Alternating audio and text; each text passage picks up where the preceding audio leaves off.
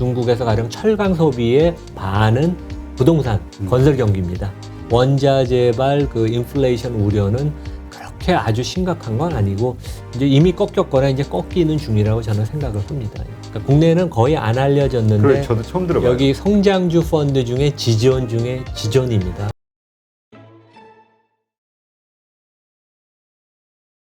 네, 그럼 이번엔 그 국제 유가, 치솟는 그 원자재 가격 이것에 대한 이야기를 좀 해보시죠.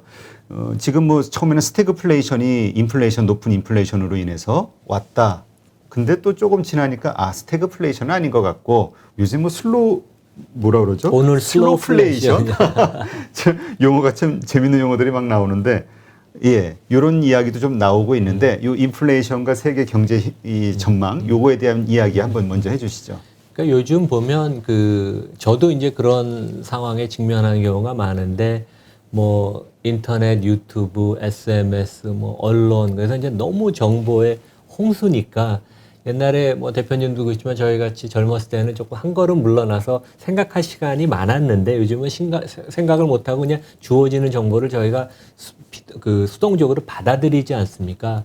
그래서 어떻게 보면 저희가 이제 투자를 하는 분들이 가장 경계해야 되는 게 집단 사고. 내가 독립적으로 나의 판단에 의해서 사고하는 게 아니라 이 주어진 정보를 기계적으로 받아들이면 안 되고 독립적으로 판단을 해야 된다는 얘기죠. 그래서 제 생각에 스태그플레이션이 한동안 나와서 모두 스태그플레이션을 얘기하다가 요즘은 이제 슬로우플레이션이라는 얘기가 오늘 나왔는데 둘 다 저는 틀린 개념이라고 생각합니다. 왜냐하면 인플레이션이 높은 거는 사실입니다. 그리고 연말까지 지속될 거고 IMF 수석 이코노미스트 그런 얘기를 했고 골드만이나 월가도 최근에 보면 금년 내년 인플레이션 전망치를 어느 정도 상향 조정을 했거든요. 그래서 당연히 부담이 되는 거고 하지만 성장이 없느냐? 그러면 이제 보면 그 성장률은 과거 그 트렌드 라인보다 성장이 높습니다. 올해도 미국 같은 데 성장률이 한 5.5%, 골드만 같은 데서 3번을 낮췄는데도 지금 올해 한 5.5% 성장을 한다 그러고 내년도 한 4% 초반대 성장은 기대가 되거든요. 그리고 워낙 미국이 소비자들이 요즘 그 빚도 없고 되게 그 재정 상태도 좋고 그다음에 뭐 그 소비 심리도 좋아서 뭐 4% 이상의 그 실질 경제 성장률이면 미국이 과거 10년을 보면 평균 2에서 2.5% 성장을 했습니다. 네. 그 트렌드 라인보다 높기 때문에 한국도 보면 뭐 다시 한 2, 3년 후에는 2% 성장으로 내려갈지 모르지만 뭐 올해 내년에 성장이 어느 정도 괜찮을 것 같긴 하거든요. 물론 이제 그 수출에 그런 대외적인 영향을 많이 받기는 하지만 그래서 스태그플레이션이나 그 슬로우 인플레이션 이런 표현들은 하여간 제 생각에는 아닌 것 같고 성장에는 문제는 크게 없는 것 같습니다. 근데 저희가 겪어보지 않은 특히 공급 측면의 문제에서 야기가 되는 인플레이션이 진짜 얼마나 더 지속될지 그리고 이제 인플레이션이 아주 장기간 지속이 되면 당연히 주식시장은 상당히 타격을 입을 겁니다. 이제 그런 점은 조심을 해야 되겠죠. 그래서 성장에 관해서는 큰 문제는 없다고 이제 저는 생각을 합니다. 네. 여기 보면 그 IMF가 그 선진 시장하고 그 다음에 네. 이제 이머징 마켓의 인플레이션을 이제 그 전년 동기 대비 이제 보여주는 건데 2017년부터 그래서 여기 보면 이제 그 파란 선은 이제 그 이머징 마켓의 인플레이션인데 여기는 워낙 성장을 많이 해서 인플레이션이 높아서 다시 올라가는 거고 이제 선진국들이 이제 인플레이션이 많이 되는 것을 이제 대표적으로 보여줍니다. 예. 네, 그렇군요. 그렇다면 지금 우리가 심각하게 여기고 있는 뭐 천연가스 문제, 그 다음에 원유 가격의 문제 이런 것들은 뭐 그렇게 멀지 않은 장래에 좀 이렇게 하락으로 전환될 것이다 이렇게 이해하면 되겠네요. 그러니까 뭐 성장이 어느 정도 있으면 수요는 있겠지만 이제 두 가지 점에서 생각을 해야 되는데 약간 그 정치적인 면도 있거든요. 이제 중국이 충분히 원자재를 못 구하는 것은 가령 이제 호주와의 관계를 정치적으로 좀 잘못 밀고 나간 거에 대한 후유증이기도 하고 그다음에 뭐 유럽의 천연가스 이런 거는 이제 러시아에서 푸틴이 워낙 또 노련한 정치가니까 좀 장난을 치는 면들도 있습니다. 그래서 제 생각에는 뭐 오펙을 포함해서 이러한 그 원자재 산유국 공급하는 나라들이 너무 이 커머디티 원자재 가격이 높으면 경기가 죽는 걸 알기 때문에 최악의 국면으로 가지는 않을 것 같고, 그다음에 이제 저희가 유심히 봐야 되는 게 중국의 경기인데, 중국이 그동안 보면 전체 그 경제 성장에서 30%를 그 부동산 투자 때문에 견인이 됐거든요. 그러니까 과도한 거죠. 왜냐하면 보통 10에서 한 15% 정도가 보통 일반적인 수준입니다. 어느 나라나 그 부동산 투자가 이제 GDP에서 차지하는 비중이. 근데 그 부동산 투자의 상당 부분은 또 빚에 의해서 됐고, 마치 대한민국이 1998년에 IMF에 들어갈 때 기업들이 단기 차입을 해서 과도한 잘못된 설비 투자를 해서 이제 그게 결국 국가 부도까지 거의 갔었던 상황인데, 중국은 뭐 그렇게 되지는 않지만 너무 과도한 차입에 의해서 부동산 투자를 많이 했고 실제 빈집이 한 3,000채 된다고 네. 얘기를 합니다. 그래서 제가 중국에 출장 가고 그럴 때도 보면 너무 빈집이 좌우에 많은 걸 실제 많이 목격을 했거든요. 그래서 중국이 부동산 경기를 잡는 것을 시진핑이 확실히 원하는 것 같고, 그러면 전반적인 뭐 금융권도 대출을 줄이고 그다음에 소비 심리도 악화되고 그러면서 그다음에 이제 그 과정에 있어서 중국에서 가령 철강 소비의 반은 부동산 건설 경기입니다. 그러니까 이제 전반적으로 원자재의 수요가 좀 위축이 될 것을 알 수 있죠. 그래서 실제 뭐 철광석 가격 이런 거는 여름에 고점 대비 뭐 한 40~50%씩 빠졌습니다. 그래서 저는 그렇게 지속 가능한 것 같지는 않아서 원자재발 그 인플레이션 우려는 그렇게 아주 심각한 건 아니고 이제 이미 꺾였거나 이제 꺾이는 중이라고 저는 생각을 합니다. 예. 네, 그렇군요. 하여튼 이것 때문에 많은 분들이 걱정하고 지금 우리가 주가가 그러니까 주식시장이 다시 안정화돼 가고 있기는 하지만 이제까지 이걸 불안 요인으로 생각했던 대외적 변수들 이거는 아직 해결된 건 없잖아요. 그렇죠. 뭐 헝다 문제도 그렇고 중국의 그렇죠. 전력난 문제도 그렇고 또 미국의 그 부채한도 협상도 사실 12월로 좀 연기됐다 뿐이지 맞습니다. 해결된 건 아니고. 네, 맞습니다. 그러니까 이게 언제 또 다시 터질까 걱정하는 분들이 많은데 이게 그렇게 큰 일단 이 에너지와 관련해서는 너무 큰 걱정은 하지 않아도 된다. 인플레이션과 관련해서. 그거는 뭐 지나가는. 그러니까 이게 보통 우리가 저 인플레가 뭐 일시적인 지나간다고 이제 미국 연준에서 많이 쓰는데 이거는 진짜 지나가는 것 같습니다. 근데 저희가 진짜 눈여겨봐야 되는 것은 중국이라는 거대 항공모함이 뭐 저는 배가 가라앉는다고 생각은 하지 않지만 지금 방향을 갈피를 못 잡고 지금 뭐 약간은 잠겨 있는, 그다음에 부동산 투자가 워낙 그동안 버블이 심했기 때문에 이것을 시진핑이 잡지 않으면 진짜 큰일이 난다고 생각을 하는 것 같아서 상당히 그 중국발 그런 부정적인 뉴스, 그다음에 그것이 세계 경제 성장, 그다음에 기업 이익, 한국 기업들도 당연히 타격을 입을 거고 미국 기업들도 타격을 입을 겁니다. 그래서 뭐 어제는 어디 그 월가의 어디 중형증권사가 중국의 경제 성장이 한 2%포인트, 가령 6에서 4%로 하락이 된다면 실제 S&P 기업의 이익 증가율이 한 3~4% 그 하향 조정된다고 꽤 큰 거거든요. 그러네요. 그러니까 이제 그런 얘기를 하기도 합니다. 그래서 직간접적으로는 전 세계가 다 영향을 많이 받을 테니까 그런 점은 좀 눈여겨 봐야 될 것 같습니다. 네. 그러니까 어떻게 보면은 그 일시적인 어떤 우리가 걱정하는 이벤트에 의한 불안감보다 그러니까 기본적인 펀더멘털, 중국의 경제 성장률의 저하, 이게 더 심각한 문제일 수 있다. 이렇게 보면 되겠네요. 그러니까 그 1년 뭐 단기적으로 그 해 이익이 안 좋고 그런 거는 사이클에 의한 건데 이것은 재무 구조가 완전히 망가진 거거든요. 과도한 부채의 문제. 기업 부채. 그래서 뭐 IMF랑 비교할 것은 아니지만 그거보다 훨씬 중국이라는 나라가 워낙 크지만 뭐 GDP의 30%가 되는 건설 투자가 이번에 이제 상당히 얼어붙을 테니까 그것의 충격은 뭐 전 세계가 확실히 느낄 겁니다. 그렇군요. 하여튼 분명한 건 위험 요소는 그러니까 우리가 증시 그렇다고 만약 그 안심하고 낙관을 펼 만한 그런 상황도 아니다. 그러니까 지금은 좀 약간 경계심이 필요한. 그러니까 그 뭐라 그럴까요?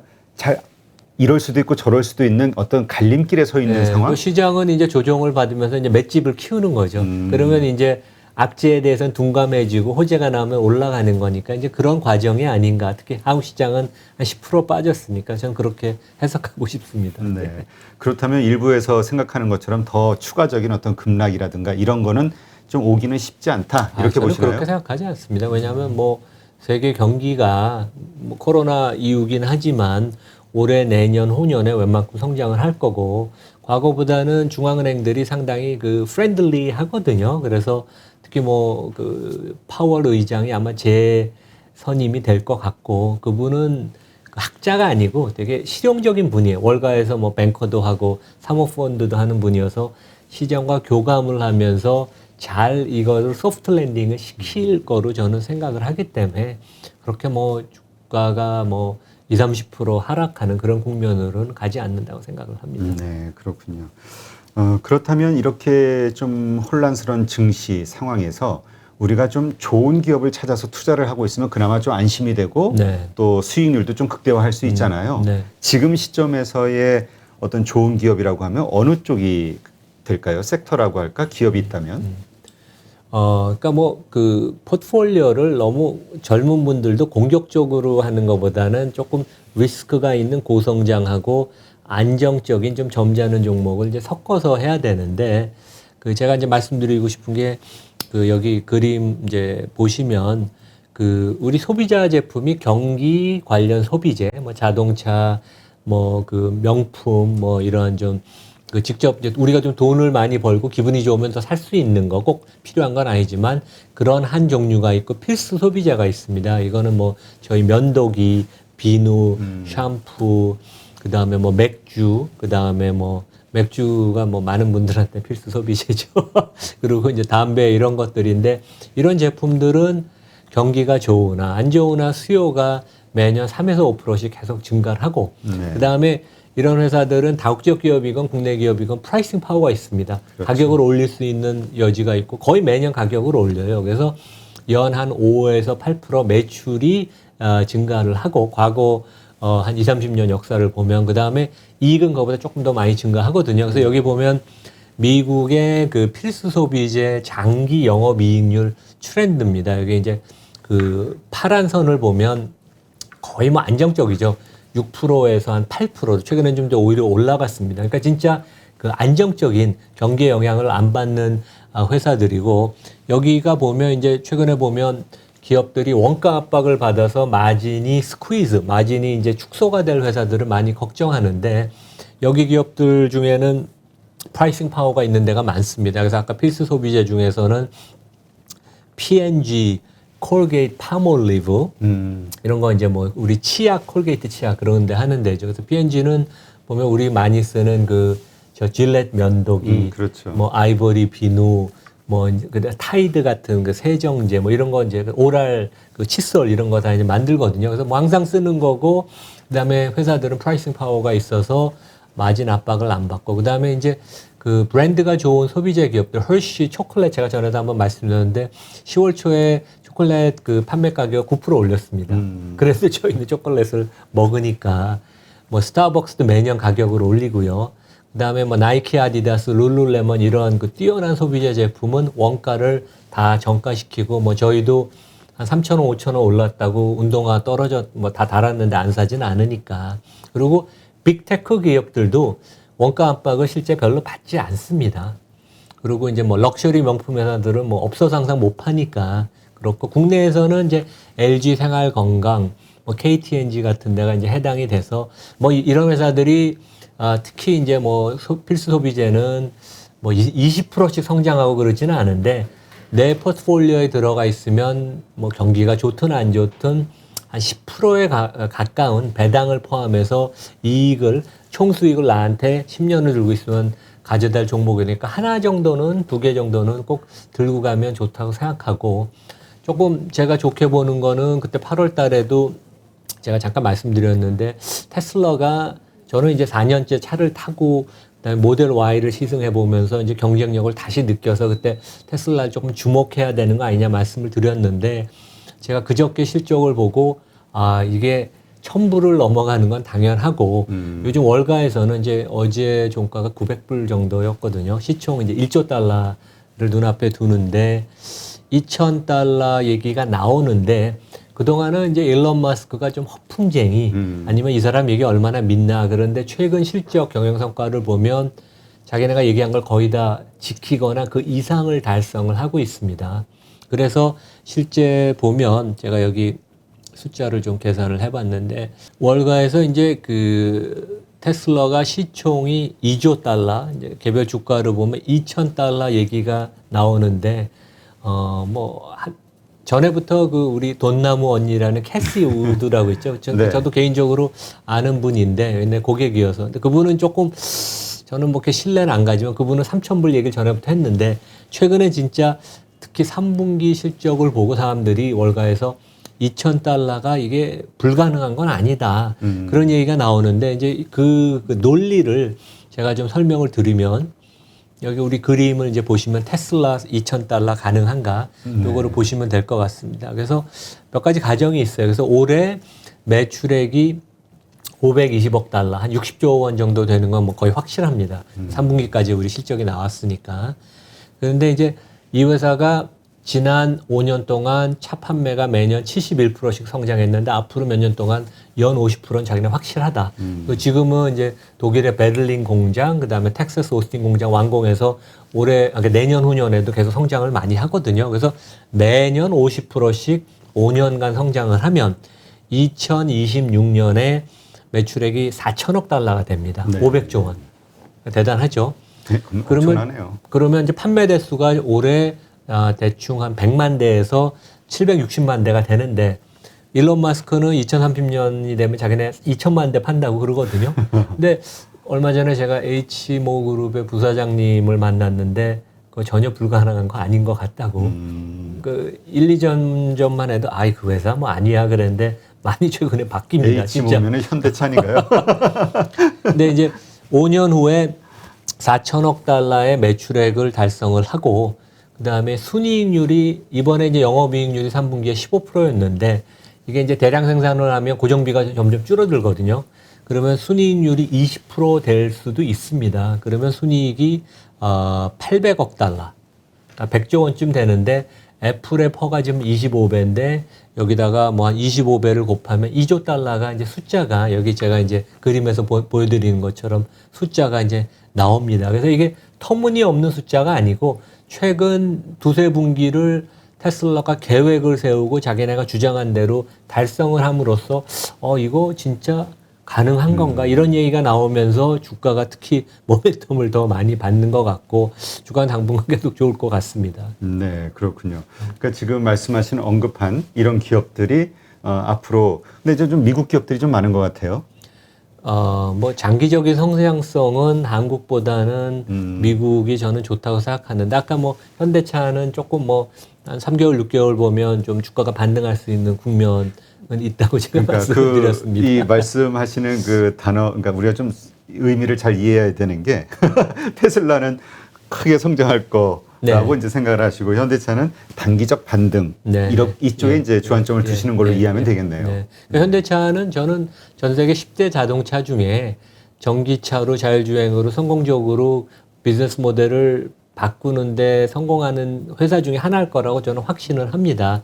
근데 이제 그 과정이 어떨 건가, 그 다음에 이제 결국 노조가 발목을 잡을 텐데 그런 점을 어떻게 그 대주주나 지금 초보 경영진들이 그 슬기롭게 헤쳐갈지 그런 거는 계속 변수죠. 예. 네, 알겠습니다. 하여튼 요즘 뭐 미국 주식에 또 투자하시는 분들이 많기 때문에 아까 나열하신 그런 기업들도 한번 잘 스터디할 수 있는 대상으로 보고 공부하시면 투자의 포인트를 찾을 수 있지 않을까 싶습니다. 베일리 기포드? 베일리 기포드요. 네, 베일리 기포드라는 곳이 뭐 영국의 유명한 투자 회사인 것 같은데요. 뭐 헤지펀드 운영하실 때 뭐 고객사였다고도 하셨죠? 그러니까 제가 이제 그 현역으로 있을 때 그 스코틀랜드 에딘버러에 있는 아주 한 100년 넘는 파트너십으로 하는 그 회사인데 그러니까 국내에는 거의 안 알려졌는데 그래, 저도 처음 들어봐요. 여기 성장주 펀드 중에 지존 중에 지존입니다. 그래서 그래요? 이제 국민연금은 모르겠는데 우리 국부 펀드 KIC 한국투자공사는 뭐 일찌감치 투자를 해서 많은 이익을 내고 있고 그래서 여기가 이제 최근에 이제 주목을 받는 게 여기 이제 그 폐쇄형 펀드를 운영하고 있습니다. 그러니까 뭐 펀드는 되게 많은데 운용 자산이 한 500조 원쯤 되죠. 근데 이제 그 대표적인 펀드는 런던 증시에 상장돼 있는 그러니까 우리가 살 수 있습니다. 그러니까 스코티시 모기지 인베스트먼트 트러스트라는 그러니까 이제 시가총액만 해도 한 30조 원쯤 됩니다. 근데 이제 이 회사나 이 펀드가 주목을 받았던 게 가장 큰 이유는 10년 장기 성과가 연 27%. 대단합니다. 지난 5년은 35%. 그러니까 뭐 압도적인 성과를 보이고 우리 그 캐시 우드 한국에서 좀 반짝했던 그분보다 한 수 위가 아니고 한 두 수 정도 위입니다. 여기는 진짜. 그래요? 그리고 혼자 원맨 쇼를 하는 게 아니라 수십 명 파트너들이 팀으로 운영을 해서 훨씬 리스크 관리도 잘하죠. 근데 이제 더 유명해진 것은 이 회사가 테슬라의 2대 주주였습니다. 2013년에 7달러일 때부터 집중 매수를 해서 지금 900달러인데 120배 정도 먹었죠. 그래서 근데 작년에는 그러니까 일론 머스크가 한 거의 20% 지분을 들고 있고 여기가 2대 주주였는데 펀드에서 너무 한 종목이 비중이 커지면 그 비중을 줄이게 돼 있는 그 펀드들도 있거든요. 그래서 작년에 일부 이익 실현을 해서 30조 원을 이익 실현을 했고 30조 원을요. 그리고 아직도 많이 들고 있어서 그 나머지 보유 종목 지분이 한 4, 50조 원쯤 될 겁니다. 그래서 아마존, 테슬라, 넷플릭스, 그다음에 구글의 주주사 알파벳 이런 걸 거의 초기에 발견한 회사고 그다음에 모더나도 지금 이제 현대 보유 종목 중에 가장 1위. 그러니까 뭐 귀신 같죠. 귀신 같고 그다음에 이제 재미있는 게 우리가 이제 저희가 많이 쓰는 배민, 배달의 민족을 인수한 독일의 딜리버리 히로를 투자를 많이 해서 그 보유 종목 순위 7위입니다. 그래서 여기가 이렇게 집중 매수를 하면 그 회사의 비즈니스 모델, 그 다음에 그 경영진에 대해서 진짜 철저하게 검증을 한 거거든요. 그런 면에 있어서는 딜리버리 히로가 독일에 상장돼 있는데 그 중에 이제 가장 큰 비즈니스 중에 하나가 이제 배달의 민족이죠. 그런 면에서 저희가 한번 이런 쪽은 좀 관심을 가져볼 수도 있지 않나 그런 생각을 해봅니다. 네.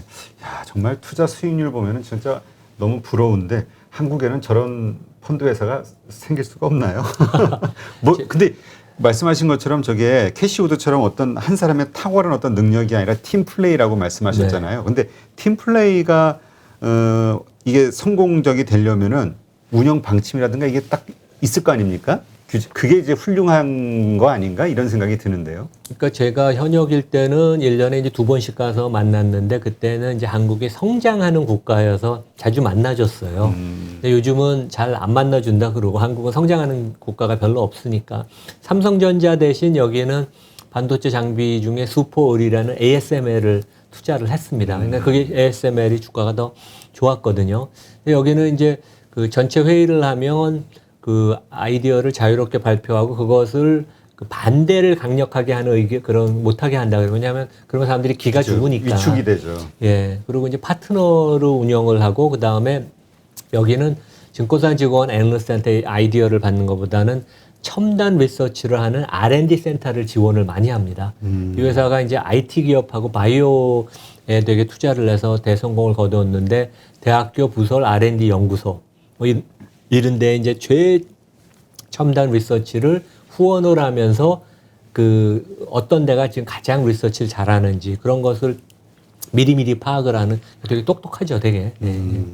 그렇군요. 아, 이게 정말 대단한 회사 같은데 지금 혹시 저 기업에서 그 한국에도 투자하고 있는 게 있나요? 그 제가 얘기를 들었는데 두세 종목을 대형주는 거의 없고요. 최근에 맞아.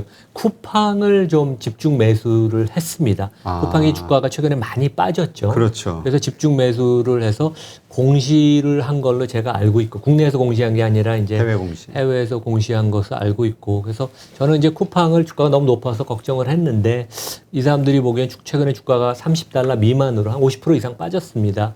그래서 매력이 있다고 보는지. 원래 뭐 비즈니스 모델은 워낙 좋은 데니까. 그 다음에 바이오 기업 중에 바이오니어인가? 그러니까 5% 이상 그 지분을 취득해서 공시를 했다고 이제 그런 얘기를 들었습니다. 그러니까 뭐 대단하죠. 저는 모르는 회사였는데 그런 회사를 또 어떻게 귀신같이 찾아서 그건 아마 제 생각엔 의료계 인력이나 R&D 센터의 전문가를 통해서 해외에서 아마 한국의 그런 기업이 뭐 첨단 리서치를 한다 그런 얘기를 들어서 뭐 종목을 발굴하지 않았을까. 네. 아니 바이오니아가 말씀하셔서 갑자기 말씀하셔가지고 저도 깜짝 놀란 게 이거 상장할 때 2005년도인가 특례 상장했을 때 제가 선택해서 샀던 기업이거든요. 아 그래요? 저는 개인적으로 전혀 모릅니다. 네. 그리고 반토막 난 기업. 그런가요? 정말 네, 참 애증의 기업인데 지금 그 후로 10여 년 이상 흐르면서 10년이 더 한 15, 16년 흐르면서 그 정도까지 이제 성장을 했군요. 네.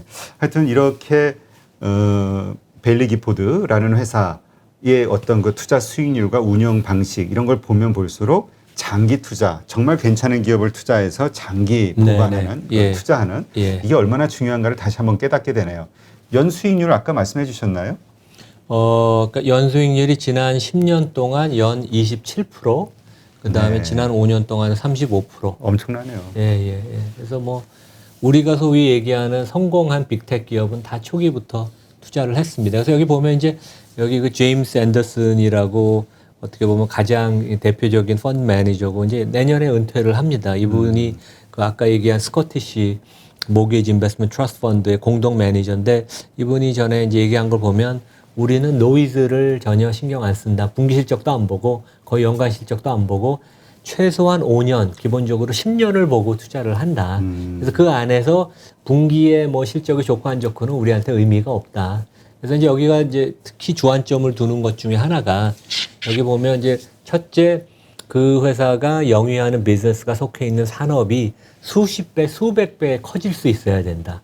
그러니까 이제 장기 투자를 하니까 그래서 뭐 전기차, 전자상거래, 클라우드, 파킨슨병 치료, 암 치료 뭐 이런 것들이 해당이 되고 그 회사 자체가 아주 남들과 다른 스타일의 비즈니스를 해서 압도적인 경쟁 우위를 갖고 왜냐하면 테슬라도 다른 식으로 전기차를 만들었고 그 뭐 구글, 아마존 이런 데도 다 다른 기존의 업체랑 다른 방식으로 했고 그다음에 마지막으로는 대주주나 최고 경영자가 아주 창의적이고 그 기업도 독특한 문화를 갖고 있고 그다음에 대주주가 지분이 많아야 됩니다.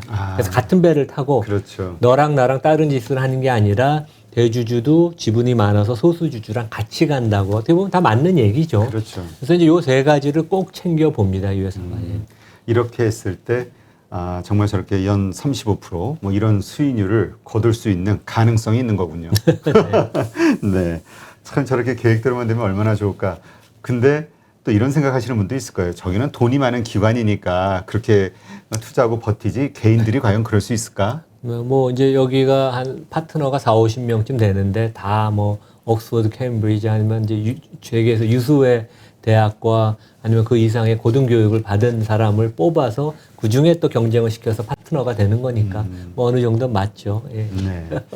알겠습니다. 하여튼 우리가 그러니까 결국은 개인 투자 잘하는 거를 떠나서 그러니까 우리는 돈이 작고 뭐 약소하니까 뭐 이렇게 생각하기보다 저렇게 우리도 뭐 10년, 15년 뭐 이렇게 이후를 보고 투자할 수 있는 어떤 그런 배짱과 그 다음에 안목 이런 거를 키우는 게 중요하겠네요. 네네. 뭐 그 항상 시장에 참여하면 유혹을 받지 않습니까? 그렇죠. 사고 팔고 싶은 유혹을 그래서 이제 그것을 뿌리치고 사놓고 잊어먹는 게 어떻게 보면 가장 좋을 수도 그러니까 있습니다. 그 노이즈를 신경 쓰지 않는다가 제일 와닿는데 우리는 정말 생기는 모든 노이즈에 따라서 막 출렁거리잖아요. 심리가. 예. 불안해. 그러니까 여기가 런던도 아니고 에딘버러에 있습니다. 그래서 여기 이제 방문하려면 런던 갔다 거기서 또 비행기 타고 1시간 반 가거든요. 참 척박한 땅인데. 이제 그런데 거기 반대편에 있는 실리콘밸리의 최고의 기업을 또 골라내고. 그러게 위치가 그 동네도 아니고. 네네네. 그러니까 우리가 네, 하여튼 이런 게 자꾸 자극제가 돼서 우리의 투자 스타일 이걸 자꾸 한번 점검해 볼 필요가 있지 않을까 네, 생각이 듭니다.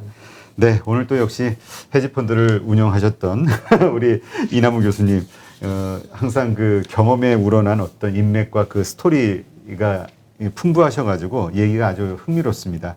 오늘 좋은 인사이트 감사하고요. 또 다음 감사합니다. 시간에 뵙겠습니다. 불러주셔서 감사합니다. 예.